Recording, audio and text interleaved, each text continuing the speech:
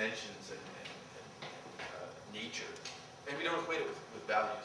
So we needed to come up with a tool that allowed us to kind of easily or more easily talk about development, where we didn't make those mistakes. You guys know spiral dynamics? Yeah. So like when you first learn spiral dynamics, or if you go to one of the spiral dynamics workshops, wow, yeah, it's all you do, like I was saying earlier, that guy's totally green, or that whole culture, that is red, that's their problem. It's like, whoa, slow down, my heart's like palpitating, this is so too orienting of a generalization, right? We can't start just broadly referring to people's development as one color, when in the book, look at it, it's over there, the system was built off of a very, not very broad socio-cultural study that was about values or what people found significant. Very small study, white college kids kind of study that Claire Graves did. And next thing you know, this massive system that characterizes worldview of the entire cosmos. My point is, it gets back to the idea of measurement. The leaps and jumps that we're making there are actually dangerous, if you will. So, Ken said, let's make up another system that has the benefits, but doesn't fall into those own traps, where people start to think that values are the most real thing, or yellow in spiral dynamics can kind of be used to talk about or represent that entire psychograph. And spiral dynamics doesn't say, hey, do this, but it's what people end up putting on to that system. So with altitude, moving into levels, we take the best of that system.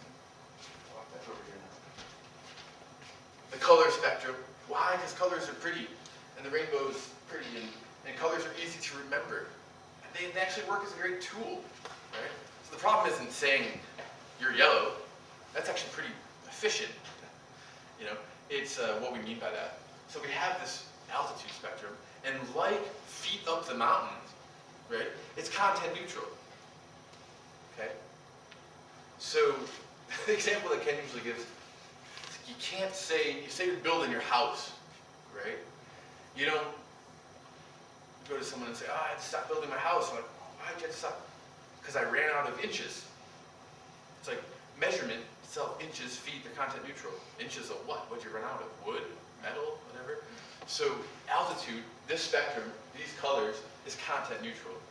When we say green, when we say teal or turquoise, what we're generally referring to is the correlations on, this is still dead, the correlations on a chart like this, okay? This is one version of it, all right? Shows the altitude spectrum here. These are different lines, cognitive lines, self-identity, spiral dynamics. There's like 2 dozen more we can do. These are the levels that the various researchers discovered in those lines. So when we say green, it's a tool that allows us to kind of make this approximation. It does require some learning. We have to figure out what the correlations are. These sorts of charts, there's one in your reader that actually goes through each of these levels. Are really helpful until you kind of internalize this. Right? But it allows us to not have to use in everyday language terms like early fission logic when we're in a corporate presentation trying to get across basics of levels, or what's a good one? Construct aware. That one makes a lot of sense.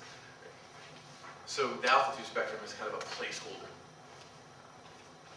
terminologically. Unfortunately, in an hour and a half, this would be an hour and a half presentation to walk through this entire spectrum. So if you're new to the spectrum, the colors, we will be referencing them various times throughout the week. Check them out in your reader. There's a whole part in there that basically walks through each color and gives you some snippets from various researchers and values and self-identity primarily. And that will give you a pretty good collective understanding, enough to get through what we're going to do this week. Okay. So, recap, and then we're going to move on to some other stuff. Lines show up in all quadrants. These lines that we're looking at here, generally upper left, individual development. Okay? Lines are capacities that are available to each of us. We develop through them to varying different degrees. Okay? Each line has a certain number of levels that make it up. Okay? The number of levels, the actual 1, 2, 3, 4, 5, or 15, how many levels there are, is a matter of a number of factors, but primarily it's just a matter of how you want to slice that pie. Right? If we have the whole pie, right, we can cut it in 4 slices or we can cut it into 18 slices. It doesn't really make a difference. It's somewhat arbitrary. It depends on the research that was done by the particular researcher, methods, that kind of stuff. We could discuss that over beers too.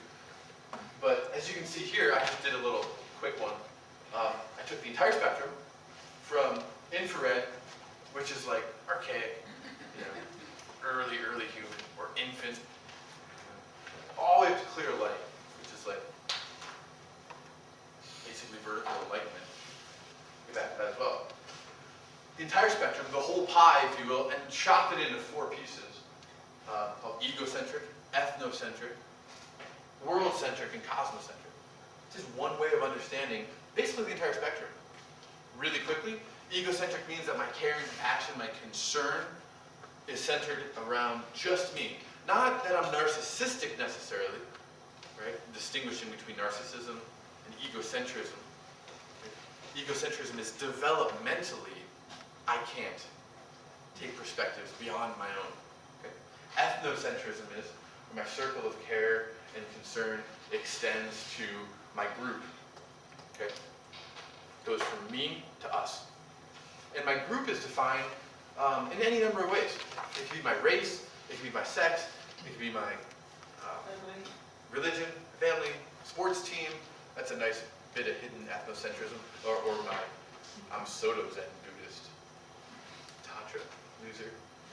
I'm, again, joking, but like, come on.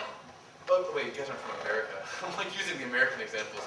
That shit's rife in America. I don't know about the spiritual communities out here, but like the spiritual narcissism garbage, where it's like, it's just like the next, it's like for the new age people, like they don't want to talk about is the Broncos better than the Bears in football, but they will go after like the Soto-Zen versus the ethnocentrism. You know who else does it? Now that we're on this little riff, integral. Oh my God, it's so not integral. Don't go to that seminar. Shit.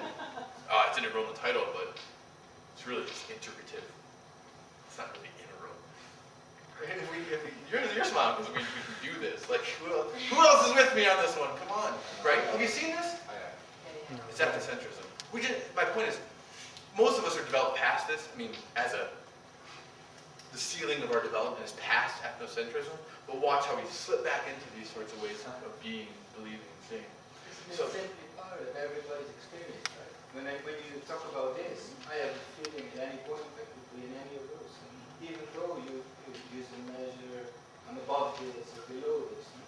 So while you're talking and you see it's a lie and not a lie, I feel you can change it all the time. It's going in every different way.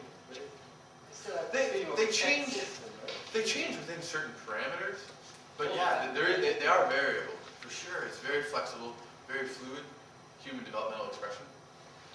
Particularly with this spectrum, yeah. The point with these examples would be: are you developmentally capable of going beyond that? Not are you right now concerned with. I mean, I came home on Thanksgiving from the store, and there was a guy in my apartment, a burglar. I wasn't like, hey buddy, grab some dog food, let's chat. You want some turkey? You must be homeless, and I'll be your family for today. Fuck that. I grabbed him and I pushed him to the ground, and I grabbed a gun. Just to be honest with you. I mean, little egocentric at that point. Oh yeah. I had my 45 in the closet. I mean, it was instinctual. I didn't shoot. It transcends and includes. So it's also inclusive. I didn't shoot him, so yeah. Well, no, but your egocentric development. Your point is transcend and include is that I still had access to it. No, you don't lose it. Now, do I go out to work and act like that? On occasion. Yeah, I had access to it. Did I have a choice in that matter? Well, yeah, I did. My choice was very simple and clear. It was protect myself, and it wasn't negotiate with the guy. I mean, just one example that came to mind. So yeah, totally variable. So the key would be that same guy, let's say, he was a burglar. I mean, I don't know who he is. I'm not going to make too many judgments other than motherfuckers in my house. chances are that he